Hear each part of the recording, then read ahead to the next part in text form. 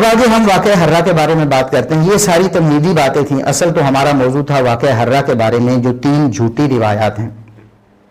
دیکھیے واقعہ حرہ کیا تھا. مدینہ منورہ میں لوگوں نے یزید کی بیعت توڑنا شروع کی اور یہ واقعہ صحیح بخاری میں بھی موجود ہے اور صحیح مسلم میں بھی یہ واقعہ موجود ہے.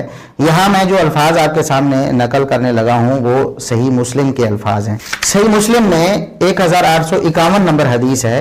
یہ انٹرنیشنل نمبرنگ یعنی جو دارالسلام کی حدیث نمبر ہے, سند نمبر نہیں حدیث نمبر. صحیح مسلم کی حدیث نمبر 1851 ہے کہ نافع بیان کرتے ہیں عبداللہ بن عمر رضی اللہ عنہما وہ گئے عبداللہ بن موتی کی طرف. جب یہ حرہ کا واقعہ ہوا اس وقت یہ یزید بن معاویہ کے دور میں ہوا. یہ صراحت صحیح مسلم میں موجود ہے. ہوا کیا تھا کہ کچھ لوگ یزید بن معاویہ کی بیعت کو توڑنے لگے تھے. اس وقت عبداللہ بن عمر رضی اللہ عنہما عبداللہ بن موتی کے پاس گئے اور انہیں جا کر انہوں نے کہا کہ خبردار, یہ تم نے یزید کی جو بیعت کی تھی یہ اللہ اور رسول کی بیعت کی تھی, تمہیں قطعاً اختیار نہیں کہ اللہ اور اس کے رسول کی بیعت توڑو. اگر تم اللہ اور اس کے رسول کی بیعت توڑو گے تو تم اللہ اور اس کے رسول کے باغی اور نافرمان شمار ہو جاؤ. یہ اللہ اور اس کے رسول سے بدعہدی ہوگی تمہاری, تم نے بیعت اللہ اور اس کے رسول کے نام پر کی ہے. یہ عبداللہ بن عمر رضی اللہ عنہما کا واقعہ صحیح بخاری میں بھی ہے اور صحیح مسلم میں 1851 نمبر پہ. یہ اس سے سارا سینیریو سمجھ آ جاتا ہے کہ واقعہ حرہ کیوں ہوا. جب اہل مدینہ نے یہ بیعت توڑی ہے تو پھر یزید نے اپنی فوجیں بھیجی ہیں تاکہ وہاں کنٹرول کریں. ظاہر ہے بیعت ٹوٹ جاتی ہے تو وہاں حکومت کی ریٹ نہیں ہوتی. جو بھی بندہ ہو ظاہر ہے اس نے حکومت کی ریٹ قائم کرنی ہے. یہ کوئی نہ کہے کہ آپ یزید کی وکالت کر رہے ہیں یا حمایت کر رہے ہیں. ایک بات اور ایک سینیریو آپ کے سامنے رکھ رہے ہیں. اچھا کیا اس نے برا کیا, اس کا نظریہ کیا تھا, اس کا عقیدہ کیا تھا کہ اہل مدینہ پر ظلم و ستم کرنا تھا تو اللہ رب العزت اس سے پوچھے گا. بعض علماء یہ بھی کہتے ہیں کہ انہوں نے, جیسے کہ شیخ الاسلام ابن تیمیہ رحمۃ اللہ علیہ ہے, انشاءاللہ اگر آج وقت ہوا تو وہ خانہ کعبہ پر جو چڑھائی کی بات کی جاتی ہے, خانہ کعبہ کو آگ لگانے کی, اس پر بھی بات کریں گے. وہاں شیخ الاسلام ابن تیمیہ رحمۃ اللہ علیہ نے فرمایا ہے کہ قطعاً یزید کی یہ مراد نہیں تھی کہ وہ بیت اللہ کی حرمت کو پامال کرے. مسلمانوں میں سے کوئی بھی ایسا نہیں سوچ سکتا. ہاں ان کی مخالفت جو افراد سے تھی نہ کہ علاقے سے. بہرحال یہ تو ایک بات ہے, ہم اس بات کا فیصلہ کرنے نہیں بیٹھے ہیں کہ یزید نے اچھا کیا برا کیا. واقعہ حرہ کے آپ کو پس منظر بیان کر رہے ہیں کہ واقعہ حرہ یزید کی فوجیں آئی ہیں, اہل شام آئے ہیں اور انہوں نے آ کر اہل مدینہ کو روکا ہے بیعت توڑنے سے. وہاں جب ایسا ہوا ہے تو کچھ ناخوشگوار واقعات ہوئے ہیں, جیسا کہ صحیح بخاری میں 4906 نمبر ہے. سیدنا انس رضی اللہ عنہ کے کچھ رشتہ دار اس معاملے میں شہید ہو گئے. تو اس پر سیدنا انس رضی اللہ عنہ بہت پریشان ہوئے. اب ظاہر ہے کہ کوئی رشتہ دار فوت ہو جاتے ہیں تو پریشانی تو ہوتی, پریشان ہوئے. اس پر انہیں سیدنا زید بن ارقم رضی اللہ عنہ نے ایک حدیث سنائی کہ اللہ کے رسول صلی اللہ علیہ وسلم نے دعا کی تھی انصار کے لیے اور فرمایا تھا اللہم اغفر للانصار ولی ابناء الانصار, کہ اے اللہ تو انصار کو بھی معاف کر دے, انصار کے بیٹوں کو بھی معاف کر دے. اور یہ نبی کریم صلی اللہ علیہ وسلم نے دعائیں کی ہیں, لہٰذا آپ کو پریشان ہونے کی ضرورت نہیں, جو مصیبت آئی ہے آپ اس کو خندہ پیشانی سے برداشت کریں. یعنی سیدنا انس رضی اللہ عنہ کے کچھ رشتہ دار جو ہیں وہ اس لڑائی میں, اس کشمکش میں شہید ہو گئے تھے. اس کے بعد سیدنا جابر رضی اللہ عنہ نبی کریم صلی اللہ علیہ وسلم سے کچھ پیسے انہوں نے لیے تھے. آپ صلی اللہ علیہ وسلم نے کچھ پیسے انہیں دیے تھے. وہ پیسے انہوں نے بطور تبرک اپنے پاس رکھے ہوئے تھے. یہ صحیح بخاری میں 2604 نمبر حدیث ہے کہ جابر بن عبداللہ رضی اللہ عنہ بیان کرتے ہیں کہ بیعت من النبی صلی اللہ علیہ وسلم بعیرا فی سفر میں نبی کریم صلی اللہ علیہ وسلم کو اونٹ بیچ دیا. تو وہ اونٹ بھی بیچا اس طرح تھا کہ آپ صلی اللہ علیہ وسلم نے لے کر اونٹ پھر انہیں واپس کر دیا, قیمت بھی واپس کر دی, اونٹ بھی واپس کر دیا. تو آپ صلی اللہ علیہ وسلم نے فرمایا کہ مسجد میں جاؤ 2 رکعتیں پڑھو. پھر اس کے بعد آپ صلی اللہ علیہ وسلم نے وہ قیمت انہیں دی. وہ کہتے ہیں میرے پاس وہ ہمیشہ وہ پیسے رہے یہاں اصابہ اہل الشام یوم الحرہ, حرہ والے دن اہل شام نے وہ پیسے جو مجھ سے چھین لیے. یہ بات بھی صحیح بخاری 2604 میں موجود ہے. اب لیکن اس کا ایک پہلو جو عام طور پر اگنور کیا جاتا ہے, جس پر غور نہیں کیا جاتا, وہ یہ ہے کہ صحیح مسلم کی 1851 نمبر حدیث عبداللہ بن عمر رضی اللہ عنہما وہ بہت ناراض ہو کر ان لوگوں کے پاس گئے جنہوں نے بیعت توڑی تھی یا بیعت توڑنے کا ارادہ کر رہے تھے. انہوں نے جا کر انہیں کہا کہ میں بیٹھنے نہیں آیا. انہیں کہا گیا کہ آپ بیٹھیے, تشریف رکھیے. انہوں نے کہا نہیں, میں بیٹھنے نہیں آیا, میں تمہیں ایک حدیث سنانے آیا ہوں جو میں نے رسول اللہ صلی اللہ علیہ وسلم سے سنی تھی کہ من خلا یدم من طاعت, جو بندہ امیر خلیفہ کی اطاعت چھوڑ دیتا ہے, لقی اللہ یوم القیامت لا حجت لہ, قیامت کے دن اللہ سے اس حال میں ملاقات کرے گا کہ اس کے پاس کوئی بہانہ روزر نہیں ہوگا. ومن مات ولیس فی عنقہ بیعۃ, اور جو شخص فوت ہو گیا اس حال میں کہ اس کی گردن میں بیعت نہیں ہے, یعنی بیعت اس نے توڑی ہوئی ہے, بیعت نہیں کی ہوئی, تو مات میتۃ جاہلیۃ, وہ جاہلیت کی موت مرے گا. عبداللہ بن عمر رضی اللہ عنہما نے اس واقعے کے بعد بھی بیعت نہیں توڑی, بلکہ بیعت توڑنے والوں کو روکتے رہے کہ یہ واقعہ پیش بھی آ گیا ہے, اس کے باوجود آپ بیعت نہیں توڑ سکتے. یہ بات بھی مد نظر رکھنی چاہیے. خروج کے بارے میں اہل سنت کا کیا عقیدہ ہے یہ بھی مد نظر رکھنا چاہیے. سیدنا حسین رضی اللہ عنہ کے بارے میں جو خروج کا کہا جاتا ہے, اس کے بارے میں ہم کئی دفعہ وضاحت کر چکے ہیں کہ یہ بالکل خروج نہیں تھا. اس کے بارے میں تفصیلاً اگر آپ نے دیکھنا ہو تو ہمارا ایک لیکچر ہے 3 گھنٹے سے زائد کا, اہل بیت کے قاتل کون, یوٹیوب پہ ہمارے چینل میں موجود ہے. اہل بیت کے قاتل کون, یہ لکھ کر بھی سرچ کریں گے تو انشاءاللہ آپ کو مل جائے گا. تو وہاں ہم نے تفصیلاً اس چیز کو ڈسکس کیا ہے کہ سیدنا حسین رضی اللہ عنہ انہوں نے نہ بغاوت کی, نہ خروج کیا, نہ کسی حکمران کے خلاف نکلے, بلکہ صحیح بخاری میں جس طرح 5994 نمبر حدیث ہے کہ عبداللہ بن عمر رضی اللہ عنہما نے ہی اہل عراق کو, وہ بندہ آیا تھا مسئلہ پوچھنے, تو اسے آپ نے فرمایا اس کے بارے میں, لوگوں دیکھو آج یہ ایک مچھر کے بارے میں مسئلہ پوچھ رہا ہے. جب ان ظالموں نے, ان عراقیوں نے, ان کوفیوں نے نواسہ رسول کو شہید کیا تو انہیں کوئی حیا نہیں آئی. یہ صحیح بخاری 5994 ہے. اسی طرح صحیح مسند احمد میں سیدہ ام سلمہ ام المومنین رضی اللہ عنہا سے صحیح سند سے ثابت ہے کہ انہوں نے فرمایا کہ اللہ اہل عراق کو, کوفیوں کو اللہ غارت کرے, برباد کرے, انہوں نے نواسہ رسول کو دھوکہ دیا, قتل کیا. تو یہ بات تو صراحت کے ساتھ ثابت ہے کہ یہ کن کا کام تھا. سیدنا حسین رضی اللہ عنہ قطعاً کسی کے خلاف خروج کر کے یا بغاوت کر کے نہیں جا رہے تھے. کوفیوں نے بلایا تھا کہ آپ ہمارے پاس تشریف لائیں, آپ ان کے پاس جا رہے تھے, وہ یہی سمجھے کہ میں ان کو کچھ سمجھاؤں گا, میری وجہ سے ان کا کچھ بھلا فائدہ ہوگا. بالکل ایسے ہی جیسے نبی کریم صلی اللہ علیہ وسلم سے 70 قراء انہوں نے منگوائے تھے, تو انہیں پھر دھوکے سے انہوں نے شہید کر دیا تھا ظالموں نے. تو اصل میں بد باطن تھے یہی لوگ, انہوں نے ہی سیدنا حسین رضی اللہ عنہ کو شہید کیا. تو یہ ایک جو واقعہ بیان کیا جاتا ہے کہ یہ معاملہ اس طرح ہوا, تو عبداللہ بن عمر رضی اللہ عنہ نے خروج کرنے یا بیعت توڑنے سے سختی سے منع فرما دیا ہے. فرمایا کہ میں جو ہے نا ایسے شخص کے ساتھ میرا کوئی تعلق نہیں جو یہ بیعت توڑے گا. اب اس کے بعد کچھ جھوٹی باتیں یا کچھ جھوٹے واقعات, وہ جو ہم نے کہا نا 3 جھوٹ جو ہیں واقعہ حرہ کے بارے میں بڑے مشہور ہیں, اور وہ کیوں گھڑے گئے ہیں؟ وہ گھڑے اس لیے گئے ہیں کہ اس واقعے کو ایسا بنا کر پیش کیا جائے کہ لوگ جو ہیں وہ دشمن بن جائیں کہ وہ جی اس نے یہ کر دیا, اس نے وہ کر دیا, توبہ توبہ نعوذ باللہ. اور میں یہاں یہ بھی عرض کر دوں کہ بعض اہل حدیث لوگوں نے بھی ایسی باتیں کرنی شروع کر دیں. مجھے بار بار ایک سوال آ رہا ہے, یہ ظہیر بھائی ہیں ہمارے برمنگھم سے ہیں غالباً, انہوں نے یہ سوال مجھ سے کافی دن پوچھا اور بار بار پوچھا. وہ کہتے ہیں کہ ہمارے ایک اہل حدیث مناظر ہیں, انہوں نے بھی یہ روایتیں بیان کی ہوئی ہیں کہ واقعہ حرہ میں 10,000 یا پتہ نہیں کتنے قتل ہو گئے, اسی طرح 1000 خواتین سے زنا کر کے نعوذ باللہ ان کو حاملہ کر دیا گیا, اور اسی طرح 3 دن مسجد نبی میں گھوڑے باندھے گئے اور مسجد نبی میں اذان اور جماعت نہیں ہوئی. دیکھیں یہ جو تاریخ ہے نا یہ ایک خارزار ہے, اس کے اندر اترنے کے لیے پوری تیاری کرنی ہوگی. اگر بغیر تیاری کے آپ اترتے ہیں نا تو آپ کا فیلڈ میدان کوئی اور ہے, اور آپ ادھر تاریخ میں اتر آتے ہیں بغیر سند, بغیر رجال اور ان چیزوں کی تحقیق کیے یا اس کی ضرورت محسوس کیے بغیر اگر آپ اس میں اتر آتے ہیں تو پھر آپ اس میں زخمی ہوئے بغیر باہر نہیں نکلیں گے, نقصان کروائیں گے اپنا.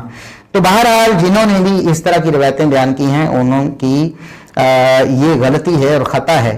ہم نہیں کہتے نعوذ باللہ, ہم سوء ظن نہیں کرتے کہ ایسے لوگوں نے جان بوجھ کر یہ جھوٹ لوگوں کے سامنے پھیلائے ہیں, انہیں پتہ ہی نہیں تھا, بس سنی سنائی انہوں نے آگے بیان کر دی, یا انہوں نے ضرورت محسوس نہیں کی کہ ہم دیکھیں تو صحیح کہ ان کی حقیقت کیا ہے. میرے محترم بھائیوں اور بزرگوں, یہ 3 سراسر پکے ٹھکے جھوٹ ہیں, ان کی کوئی حقیقت نہیں, چاہے کوئی اہل حدیث بھی بیان کرتا رہے. ہمارے اہل حدیث جو ہیں علماء, یہ ان کی ایک سمجھ لیں کہ ایک فضیلت ہے اور ایک خصوصیت ہے کہ جب وہ حق کو دیکھتے ہیں تو ظاہر ہے یہی مسلک اہل حدیث ہے کہ جب دلائل کو دیکھتے ہیں تو اس کو ماننا پڑتا ہے. مجھے کبھی امید ہے کہ انشاءاللہ جس بھی اہل حدیث عالم نے یا جس شخص نے ایسی کوئی روایتیں بیان کی ہیں، جب اس کے سامنے یہ دلائل آئیں گے تو انشاءاللہ وہ حق کو تسلیم کریں گے اور رجوع کریں گے. جس طرح علماء سارے کے سارے اس طرح کہتے بھی ہیں کہ دیکھیں میری جب غلطی ظاہر ہوتی ہے میرے سامنے تو میں اس کا اعلان کرتا ہوں، بتاتا ہوں میری غلطی ہے، میں اس کو مان لیتا ہوں. ہمیں امید ہے انشاءاللہ کہ اس موقف سے بھی جس کا یہ موقف ہے وہ انشاءاللہ رجوع کریں گے اور لوگوں کو بتائیں گے اعلان کہ یہ میری غلطیاں تھیں، میں نے 3 باتیں بیان کی تھیں لیکن وہ غلط ثابت ہوئیں. پہلی بات کہ 10,000 سے زائد قتل ہوئے. کیا کیا زیادتیاں نہیں کی. 700 صحابہ حرہ کے واقعہ میں شہید کیے یزید نے اور 10,000 تابعین شہید کیے اور ہزاروں صحابہ اور تابعین قتل ہوئے جو کئی صحابہ اور تابعین کو قتل کیا. ایسی کوئی بات نہیں، چند لوگ ضرور شہید ہوئے لیکن ہزاروں میں اور 10,000 تعداد بنانا اور اس سے ایک اس کی ہولناکی میں اضافہ کر کے لوگوں کے ذہنوں میں یہ بات ڈالنے کی کوشش کرنا کہ جناب اہل مدینہ کو تہہ تیگ کر دیا گیا، 10,000 قتل کر دیے گئے، یہ بالکل جھوٹ ہے. یہ المحن ہے، کتاب المحن، اس میں یہ روایت آتی ہے کہ امام زہری سے عبد الملک بن جعفر نے پوچھا کہ کم بلغ القتل یوم الحرہ تھی، حرہ والے دن قتل کتنے کو ہو گئے تھے، لوگ کتنے کو مرے تھے؟ تو انہوں نے کہا کہ قریش اور انصار اور مہاجرین سے جو ہیں وہ بہت سے لوگ تھے، بڑے بڑے سردار تھے، بڑے بڑے معزز لوگ تھے، وہ تقریباً 700 تھے، یعنی صحابہ میں سے 700 تھے. کہنے کا مقصد یہ ہے کہ قریش انصار مہاجرین میں سے یعنی صحابہ کرام جو مہاجرین و انصار میں سے تھے 700 صحابہ کرام شہید ہوئے یہ واقعہ حرہ میں. اور باقی جو ہیں وسائر ذالک 10,000 10,000 لوگ تھے اصیب بہا نساء و صبیان بالقتل، حتیٰ کہ بچوں اور عورتوں کو بھی قتل کر دیا گیا. 10,000 کی تعداد میں کم از کم لوگ قتل ہوئے. تو میرے دوستوں بزرگوں اور بھائیوں یہ جھوٹی روایت ہے، یہ ایسا پکا ٹکا جھوٹ ہے کہ جس کو قیامت تک ثابت نہیں کیا جا سکتا. اس کی سند میں واقدی کذاب ہے، محمد بن عمر الواقدی کذاب ہے. آپ کسی عالم اہل حدیث سے پوچھ لیں یا جس نے بیان کی ہے غلطی سے آپ اس سے بھی پوچھ لیں کہ محمد بن عمر الواقدی جھوٹا ہے یا نہیں ہے. جب وہ جھوٹا ہے تو اس کا بیان کردہ جھوٹ بھی ہمارے نزدیک قابل قبول نہیں ہوگا. یہ پہلا جھوٹ ہے واقعہ حرہ کے بارے میں کہ 10,000 سے زائد لوگ جو ہیں وہ شہید کر دیے گئے اور 700 صحابہ شہید کر دیے گئے. یہ جھوٹ ہے، اس کی کوئی ایک صحیح سند ہمیں نہیں ملی. اگر کسی کے پاس ہے وہ یہ دعویٰ کرتا ہے کہ نہیں اس کی صحیح سند ہے وہ پیش کرے تو انشاءاللہ ہم اعلان لوگوں کو بتائیں گے کہ ہم نے ایک روایت کو جھوٹا کہا تھا لیکن دوسری صحیح روایت ہمیں مل گئی ہے، واقعی 10,000 قتل ہوئے. لیکن اگر ایسی کوئی روایت نہیں ملتی تو پھر ان لوگوں کو چاہیے جنہوں نے اس طرح کی روایتیں عوام میں پھیلائی ہوئی ہیں وہ لوگوں کو بتائیں کہ یہ جھوٹی روایت تھی، میرے علم میں نہیں تھی، تو میں آج اس سے رجوع کرتا ہوں. دوسرا جھوٹ جو اس حوالے سے بولا جاتا ہے کہ 1,000 خواتین یا 1,000 سے زائد خواتین کی بے حرمتی کی گئی، ان کی عزتیں پامال کی گئیں، ان کے ساتھ زنا کیا گیا جبرن اور پھر بچے بھی پیدا ہوئے، نعوذ باللہ. 1,002 شیزائیں ان بدکاروں کی بدکاریوں کی وجہ سے کنواری حالت کے اندر حاملہ ہوئی. مدینہ طیبہ کی پاک دامن پارسائیں 3 شبانہ روز اپنے خبیث لشکر پر حلال کر دی. 1,000 صحابیات اور تابعیات بغیر شادی کے حاملہ ٹھہری، زنا کیا یزید کی فوجوں نے. اس طرح کی باتیں کی جاتی ہیں. پہلی اس حوالے سے جو سند ہے وہ دلائل النبوہ بہقی میں ہے. یہ جو سند ہے دلائل النبوہ بہقی میں جلد 6 صفحہ 475 پہ یہ موجود ہے. اس میں مغیرہ بن مقسم مدلس ہیں. اب اس میں کیا ہے، مغیرہ بن مقسم بیان کرتے ہیں کہ مصرف بن عقبہ نے مدینہ کو 3 دن تک لوٹا اور اس میں 1,000 کمواری عورتوں، یہ اندازہ کریں کس سے جھوٹ گڑے گئے، 1,000 کمواری عورتوں کی عزت پامال کی گئی، یعنی ان کے ساتھ نعوذ باللہ زنا کیا گیا، ان کی عصمت دری کی گئی. یہ جو روایت ہے نا مغیرہ بن مقسم یہ مدلس ہیں اور انہوں نے سما کی تصریح نہیں کی ہے کہ مصرف بن عقبہ کو انہوں نے دیکھا تھا یا کسی سے سن کر انہوں نے بیان کیا. ان کی وفات 136 ہجری میں ہوئی ہے. حافظ بن حجر کے نزدیک چھٹے طبقے کے راوی ہیں. ایسے راویوں کا سماع جو ہے صحابہ کرام سے نہیں ہوتا، جبکہ صحابہ کرام ان روایتوں کے مطابق بھی 700 صحابہ کرام جو شہید ہو گئے ہیں نعوذ باللہ واقعہ حرہ میں، تو گویا ہزاروں کی تعداد میں تو کم از کم شریک تھے نا صحابہ. واقعہ حرہ میں، تو ان ہزاروں میں سے کسی کو بھی نہیں دیکھا اور کسی سے بھی نہیں سنا، اس کا مطلب یہ ہے کہ اس نے زمانہ ہی نہیں پایا ہے۔ اور پھر کس سے سنا ہے کس سے نہیں سنا ایسی کوئی بات بھی بیان نہیں کی، یہ بھی بالکل ثابت نہیں۔ اسی طرح الاصابہ حافظ بن حجر رحمۃ اللہ علیہ کی کتاب ہے، جلد 5 صفحہ 21 اور 22 پہ ایک روایت نقل کی گئی ہے، اس میں یہ ہے کہ ایک شامی عورت کی عزت ایک شامی شخص ایک عورت کی عزت لوٹنے لگا اہل مدینہ میں سے، یعنی شامی فوج کا ایک سپاہی جو تھا وہ ایک مدینہ کی ایک عورت کی عزت لوٹنے لگا، تو عبداللہ بن مطیع نے اس کی جان چھڑوائی اور شامی کو قتل کر دیا۔ یہ ایک روایت ہے جو بطور دلیل پیش کی جاتی ہے۔ یہ روایت سخت انقطاع کی وجہ سے ضعیف ہے۔ مصعب بن عبداللہ الزبیری 156 ہجری میں پیدا ہوئے 156 ہجری میں پیدا ہوئے، جبکہ واقعہ حرہ 63 ہجری میں پیش آیا ہے۔ 63 سے لے کر 156 تک تقریباً 100 سال کا فاصلہ ہے۔ 100 سال کا فاصلہ، درمیان میں کون تھا، کس جھوٹے نے یہ بات بیان کی ہے، ایسی کوئی بات یہاں موجود نہیں ہے۔ جو کہتا ہے کہ ایسا ہوا ہے وہ اس کی سند ہمارے سامنے لے آئے۔ تیسری جو دلیل دی جاتی ہے وہ علامہ ابن الجوزی رحمۃ اللہ علیہ کی کتاب ہے المنتظم، تاریخ کی کتاب ہے، اس میں جلد 6 صفحہ 15 پہ انہوں نے ایک سند نقل کی ہے جس میں یہ کہ ایک عورت نے دوران طواف ایک سیاہ انسان سے معانقہ کیا اور بوسہ دیا، پوچھنے پر بتایا کہ یہ میرا بیٹا ہے، یعنی عورت مدنی تھی مدینے کی، اس نے بوسہ دیا ایک سیاہ انسان کو دوران طواف، سیاہ انسان سامنے آیا تو اس سے لپٹ گئی۔ جب کسی نے پوچھا کہ یہ کیا کر رہی ہو، اس نے کہا یہ میرا بیٹا ہے، میرے ساتھ شکل اس لیے نہیں ملتی کہ اس کے باپ نے حرہ والے دن مجھ سے زنا کیا تھا جس سے یہ پیدا ہوا۔ توبہ توبہ۔ یہ جو روایت ہے خالد الکندی اور ام الحیثم دونوں مجہول ہیں، اس میں ان کا کوئی عطا پتہ نہیں، نہ ان کی توثیق، نہ ان کے حالات، نہ ان کی نیکی تقوی، کچھ بھی معلوم نہیں۔ ایسے لوگوں کی روایتیں کون قبول کر سکتا ہے؟ قرآن میں اللہ نے فرمایا کہ ان جاءکم فاسق بنبأ فتبینوا، ایمان والو، سورہ حجرات میں یا ایھا الذین آمنوا، ایمان والو ان جاءکم فاسق بنبأ فتبینوا، اگر فاسق تمہارے پاس سے کوئی خبر لے کے آئے تو اس کی تفتیش کر لیا کرو۔ تیسرا جو جھوٹ اس حوالے سے بولا جاتا ہے وہ یہ ہے کہ 3 دن مسجد نبوی میں اذان اور جماعت معطل رہی، اور یہ بڑی انٹرسٹنگ بات ہے کہ اس کو پیش کرنے والا اگر کوئی اہل حدیث ہے یا نام نہاد توحید کا دعوے دار ہے، نام نہاد توحید کا دعوے دار سے مراد میری انجینئر مرزا محمد علی صاحب ہیں، وہ بھی ان واقعات کو اس طرح پیش کرتے ہیں کہ مسجد نبوی کی حرمت پامال 3 دن جناب وہاں اذان جماعت نہیں ہوئی۔ اسحاق جالوی صاحب بھی اس طرح کے واقعات بڑے مزے سے بیان کرتے ہیں۔ 3 دن تک مسجد نبوی کے اندر گھوڑے بندے رہے اور مدینہ کی حرمت پامال کی۔ 3 دن مدینہ شریف پر تباہ کیا گیا، مسجد کریم میں گھوڑے باندھے، ان کی لیڈر پیشاب ممبر اطہر پر پڑے، 3 دن مسجد نبی صلی اللہ علیہ وسلم بے اذان و نماز رہی۔ 3 دن تک مسجد نبی میں گھوڑے باندھے وہاں پر پیشاب کرتے رہے اور مسجد نبی میں نماز نہیں ہوئی۔ تو وہ جب یہ بیان کرتے ہیں انجینئر مرزا محمد علی صاحب تو کتنی بڑی خیانت ہے یا کتنی بڑی جہالت ہے ان کی، شرم نہیں آئی ان کو کہ یہ روایت جہاں جہاں بھی موجود ہے اس کا ایک ٹکڑا انہوں نے ہضم کر لیا ہے، کھا پی لیا چپ کر کے، اور دوسرا ٹکڑا جو ہے وہ خاص ایک مقصد کے لیے رافضیوں کو خوش کرنے کے لیے اس کو پیش کر رہے ہیں۔ جب یہ روایت ثابت نہیں ہے تو آپ اسے پیش کیوں کرتے ہیں؟ اور اگر آپ اسے پیش کرتے ہیں تو پوری حدیث کو کیوں نہیں مانتے، پوری روایت کیوں نہیں مانتے؟ اس کی پہلی سند جو ہے وہ سنن دارمی میں موجود ہے 94 نمبر پہ، سعید بن مسیب سے منسوب ہے کہ وہ کہتے ہیں کہ میں جب حرہ کے دنوں میں یہ معاملات پیش آ گئے، واقعہ حرہ پیش آیا تو مسجد میں ہی رہے وہ، کیونکہ لڑائی ہو رہی تھی، فتنہ تھا، فساد تھا، تو وہ مسجد کے اندر ہی رک گئے، اور کوئی مسجد میں نماز پڑھنے نہیں آتا تھا کیونکہ مسجد کو تو بند کیا ہوا تھا۔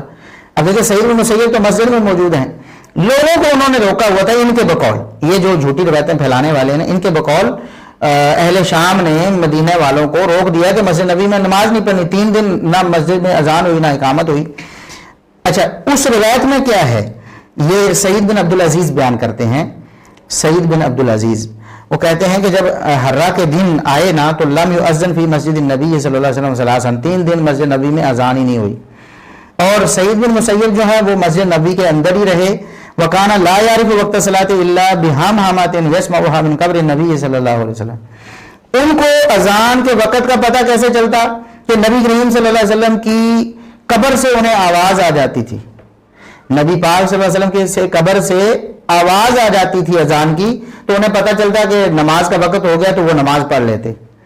اچھا جی، ہم پوچھتے ہیں نام نہاد توحید کے دعوے داروں سے، محمد علی مرزا صاحب سے بھی، کہ کیا آپ اس بات کو مانتے ہیں کہ سعید بن مسیب کو نبی پاک صلی اللہ علیہ وسلم بتاتے تھے کہ سعید نماز کا وقت ہو گیا پڑھ لو؟ تو جھوٹو، جب اس بات کو نہیں مانتے ہو تو دوسرا جھوٹ کیسے مان لیتے ہو؟ سند تو ایک ہی ہے۔